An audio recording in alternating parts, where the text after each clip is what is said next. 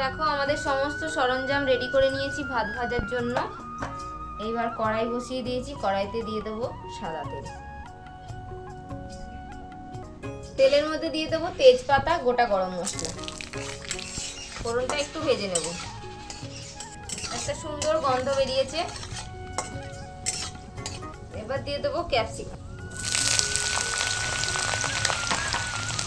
দিয়ে দেবো গাজর, দেবো লবণ আর একটু চিনিয়ে দেবো। চিনি দিয়ে দেবো এক চামচ। তো দেখো আমাদের গাজর আর ক্যাপসিকাম ভাজা হয়ে গেছে। তো এর মধ্যে অনেকে চাইলে পেঁয়াজও দেয়, পেঁয়াজটা দিলেও কিন্তু ভালো লাগবে। পেঁয়াজ কুচো করে দিয়ে দেবে, একটু ভেজে নেবে। তো আমাদের এটা ভাজা হয়ে গেল। এবার দিয়ে দেবো ভাত, পরিমাণ মতো দেবো।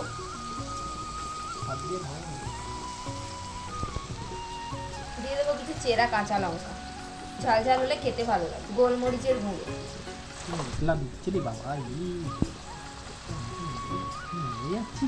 এবার দিয়ে দেবো লেবুর রস।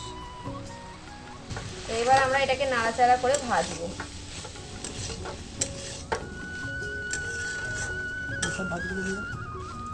যদি লাগে দিয়ে দেবো, মশলার মধ্যে হলে দিয়ে দেবো।